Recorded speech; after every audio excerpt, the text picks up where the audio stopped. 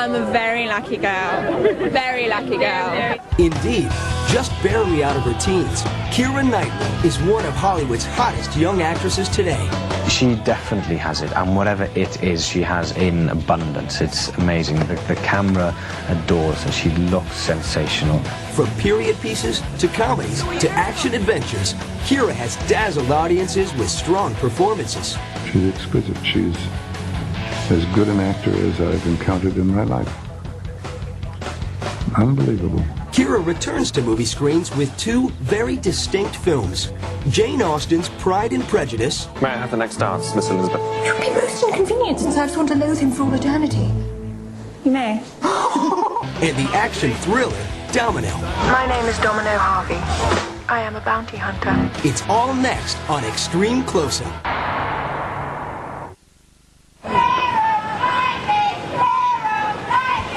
Blessed with a beautiful face, a sexy body, and the talent of a more seasoned actress, Keira Knightley is one of Hollywood's newest Golden Girls. But the 20-year-old British starlet doesn't take fame too seriously. I'm doing what I want to do. I'm really fortunate. I mean, I think acting is a profession that can come and go in a second, and you might as well really enjoy it while it's here. So I'm enjoying. I'm trying to make the most of it and play as many different characters as possible. And that's cool, you know, and I'm really proud. I've been in some films that I really do think are good and that I'm really proud to have been a part of. And as an actress, what more can you ask for, really? In 2005, Keira shows her range by playing two very different characters to great success. Jane Austen's famous literary heroine, Elizabeth Bennet, in Pride and Prejudice. But I think it would be very hard on younger sisters not to have their share of amusement because the elder is still unmarried. It would hardly encourage sisterly affection. Upon my word, you give your opinion very decidedly for so young a person. It's such a privilege to be part of something like Pride and Prejudice. You want to get lost in the story, lost in the characters, because they are so brilliant. And real-life model turned bounty hunter, Domino Harvey, in director Tony Scott's Domino. In a funny kind of way, you've got to get rid of whatever vanity you feel, and you've got to give yourself and your face and the body to the director and say, right, either you're going to make it look good or you're going to make it look bad, but whatever. I'll just worry about what's on the inside. That was really cool. Worst thing in the world is to be caged up. That boy's been there. And he ain't never going back. Even if it costs him his life.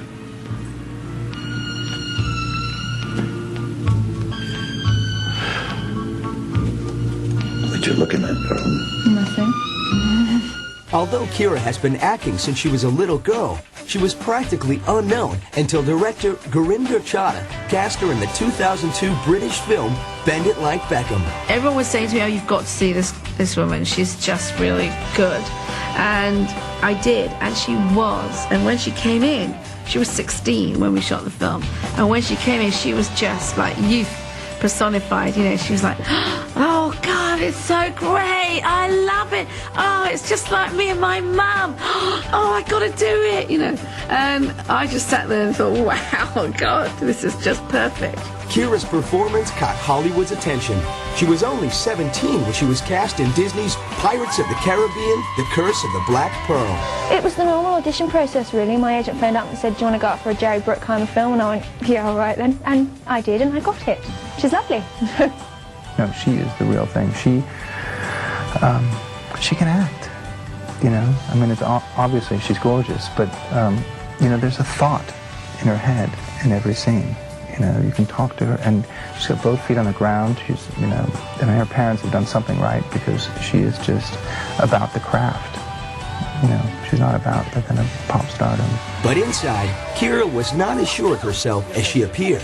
I thought I was going to get the sack all the way along the line. I thought, right, they'll find out they've made the biggest mistake and sack me. So I actually only packed for a week when it was a 5-month, 6-month shoot. So I only bought a week's worth of stuff, and they didn't sack me. So I had to do a lot of shopping, obviously. Like any other teenager, Keira was starstruck when she met her legendary co-star, Johnny Depp. I was standing there and I saw Johnny Depp at the other side of the room, and I was like, oh, God, Johnny Depp, Johnny Depp. And we sat down. I thought, right, okay, just breathe. And he sat next to me. I thought, oh, God, I'm going to die. I'm absolutely going to die. And then I sort of, you know, looking at him out of the corner of my eye, and he goes, oh, you must be Keira.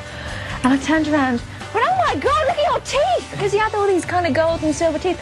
And it completely broke the ice, and that's kind of been our relationship ever since. With the success of Pirates of the Caribbean, Keira Knightley became a household name around the world. Can I make it away? Pirates producer Jerry Bruckheimer was so impressed by Keira that in 2003 he arranged for a meeting with the director of his next film, King Arthur. I knew she was special. Jerry told me about her because he worked with her, and Pirates wasn't out yet. And he said you should meet her, so I sat and met her. And I thought, she's cool. The truth is, I said, she's such a little punk, like really cute, like she's young. I wasn't sure about the warrior element of it. And then I said, well, let me see what she does in boot camp. And she was so focused. I remember the first day I walked on the set and she was firing the archery. And she was just, I would say, hey, how you doing, Keira? She's like, fine. Would barely look at you, and was nailing it. You know, and she did it, and she did it all herself. I mean, that's why I put the camera on her and you watched her do it. You watched her fire the arrows, you've seen her fighting. There's no stunt double doing it, it's her. I'm loving it, I'm completely loving it. And when I worked with Jerry before on Pirates of the Caribbean, I was complaining the entire time because I didn't have a sword. So he's not only giving me swords, he's giving me knives, axes and all the rest of it as well, so I have nothing to complain about. The film wasn't a blockbuster hit, but it cemented Keira's A-list status. She's 19 years old, she's a massive, massive movie star, and it was a real pleasure to work with her. Very smart, very together. Considering what's happening in her life, she's very together and handling it brilliantly. In 2004, Keira got the script for The Jacket, a small independent thriller starring Adrian Brody, and she desperately wanted the role. It was a fascinating character for me to play because I've never done anything like this. It's a complete departure from anything like Pirates of the Caribbean or anything like that, and that's actually why when I first read the script I just went, wow, I want to do this. You know, this seems like a really good opportunity to do something completely different. But director John Mayberry was against casting Knightley in his film. No, he didn't want me at all. No, he just told me that he didn't think that I could act and that I was completely wrong for the part and he desperately didn't want me in my movie. And I just sort of went, well, okay, seeing as I've come all this way, can I at least read for you? And he went, well, yeah, but really there's no point. And I sort of said, okay, if I don't get this part, I'm going to be stuck in corsets for the next 20 years, which was slightly melodramatic, you know, I have to say, but it seemed like a good thing to say at the time. And he went, all right, and I read for him and he didn't say anything and I got up to go and then he went, all right, here's my number and I'll see you on set. Just ahead on Extreme Close-Up, Keira injects an old story with fresh energy. It looked like we were going to kiss, and we didn't, and everyone just went, oh, okay, that's perfect. And later, she reveals herself for a role. She doesn't care about trying to look beautiful or trying to fit the mold of what a young actress in Hollywood is supposed to be. But I give you leave to like him. You've like many a stupider person. Now, you're a great deal too apt to like people in general, you know. All the world is good and agreeable in your eyes. Not his friend. Oh, I still can't believe what he said about you. Mr. Darcy. I can more easily forgive his vanity had he not wounded mine. But no matter, I doubt we shall ever speak again.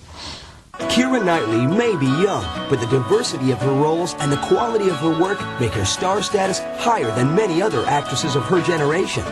And when she was offered the role of Elizabeth Bennet for the film adaptation of Jane Austen's Pride and Prejudice, she couldn't turn it down. Elizabeth Bennet's been one of my favourite characters since I was about 7, and I've been obsessed with Pride and Prejudice since I was 7 as well. So this one is my dream role, really, and when it came along I just thought, yeah, go on, why not?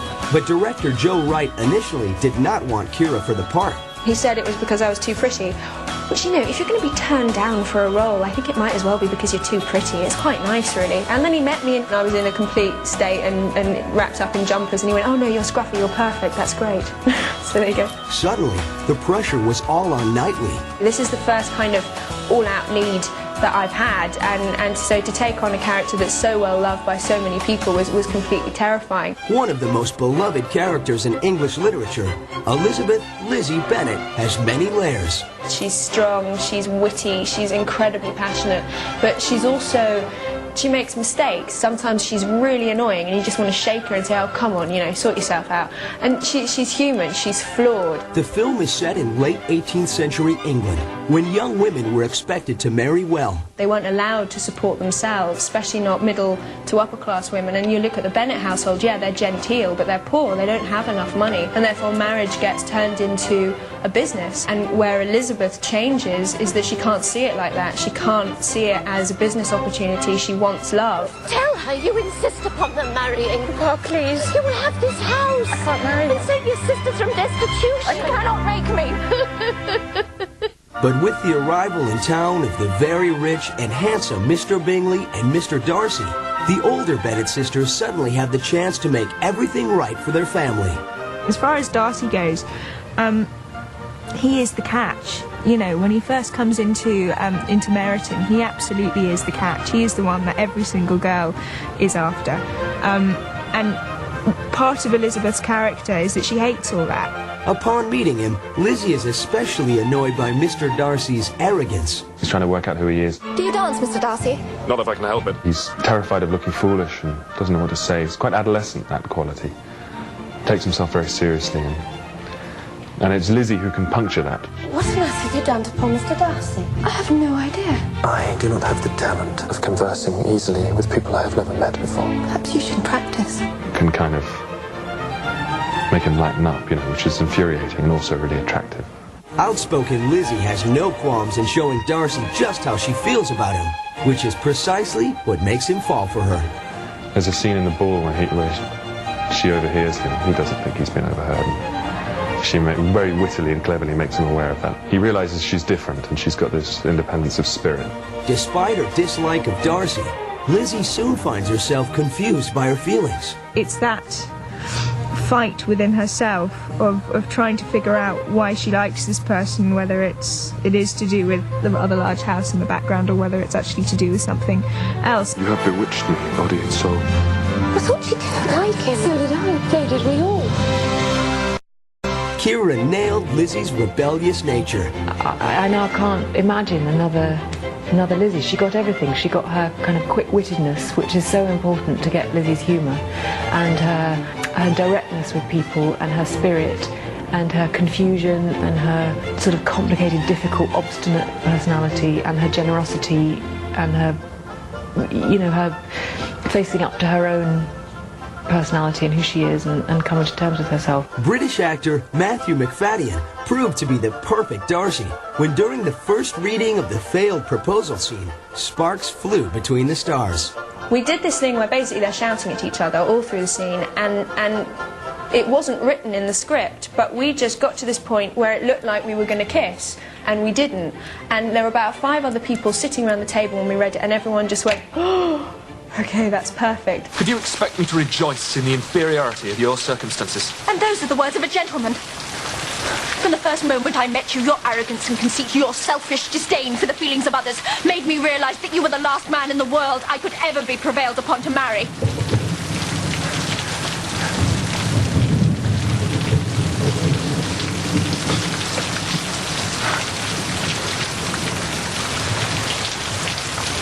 Forgive me. Keira was in sync not only with Matthew, but with the other cast members as well, and all of them admired the young star.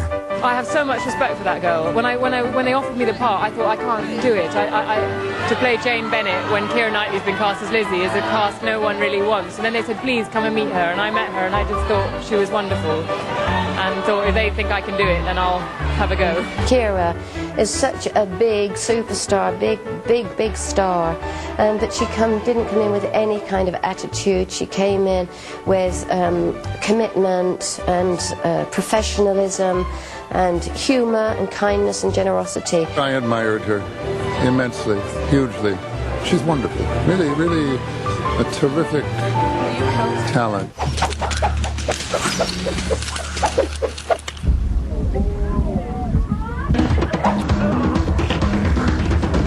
This girl is going to be a star. You should sign her! After filming the period piece Pride and Prejudice in 2004, Keira Knightley went on to star in director Tony Scott's latest action extravaganza, Domino.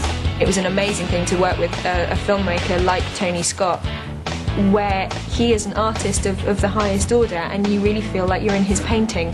You know, you're a creation that's coming straight out of his head.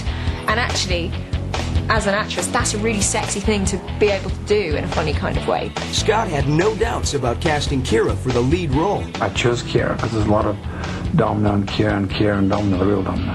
And in terms of they were both tough women and vulnerable women. There's a lot of vulnerability in Keira, even though she had this tough exterior and got it all together. And I could find ways of tweaking that and breaking through that toughness. And that was the same with Domino. There was no one better for this role than Keira, particularly because she's British. She's 19, and she is about as beautiful as as a woman could be. But she has the demeanor that Domino had. Is she just doesn't give it. She's not.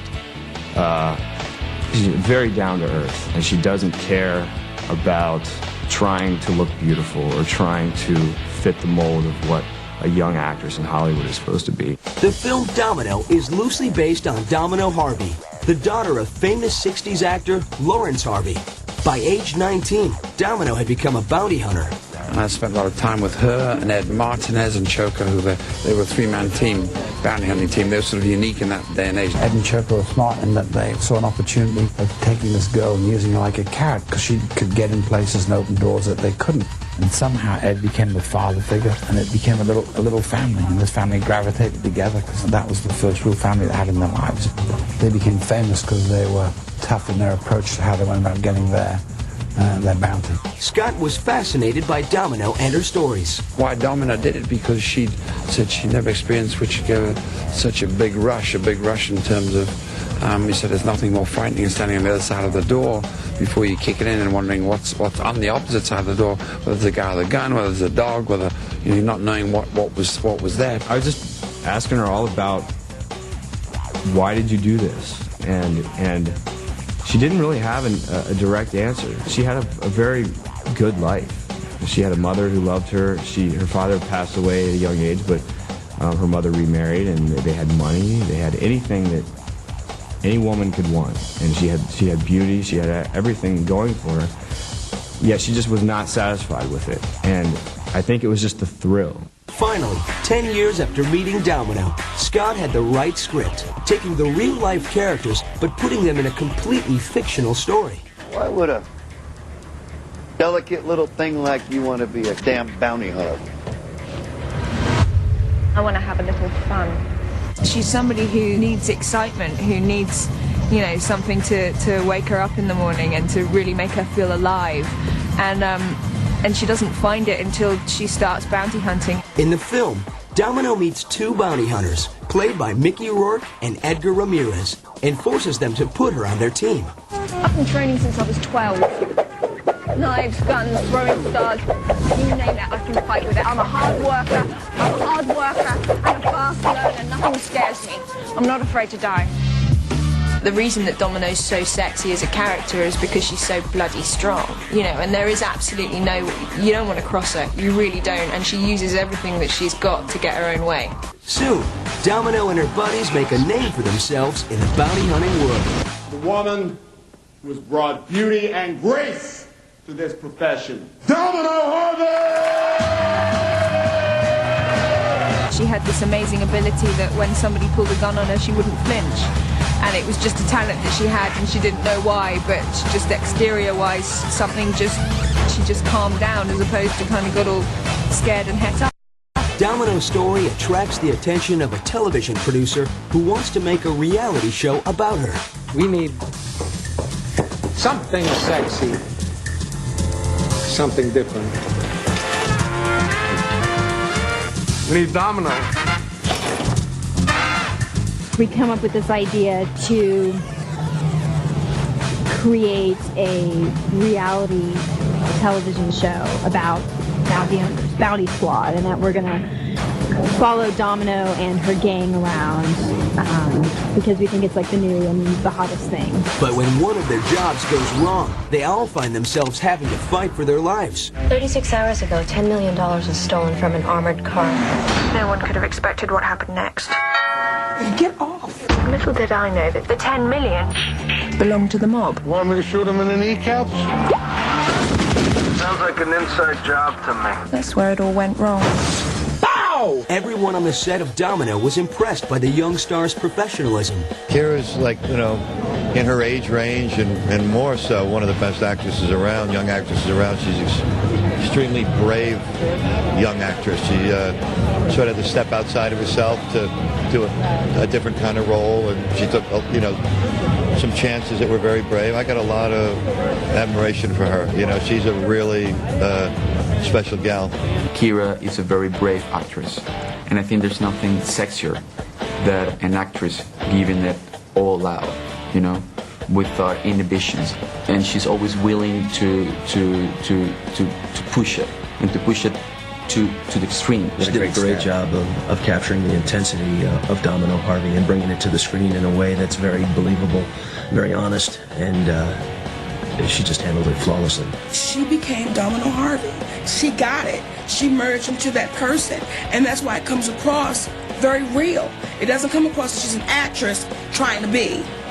She was. This is all an act, isn't it? You know what I think? I think it's just a scared little girl with some serious daddy issues.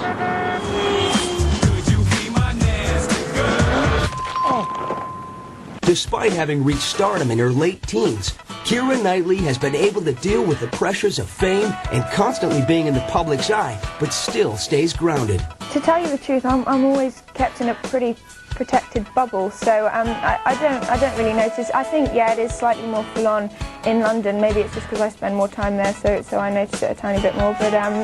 But you know, it's all good. And when it comes to relationships, Keira has the same issues as every other young woman who is searching for love. I wish suddenly you'd appear in a magazine and then all of a sudden people are like falling over themselves to come meet you. But no, it's outrageous. If anyone wants to, you know, feel free to fall over yourself. No, never mind. As for her career, it shows no signs of slowing down. These days, Keira can be found filming the 2 sequels to Pirates of the Caribbean. No, this is my Pirates of the Caribbean hair.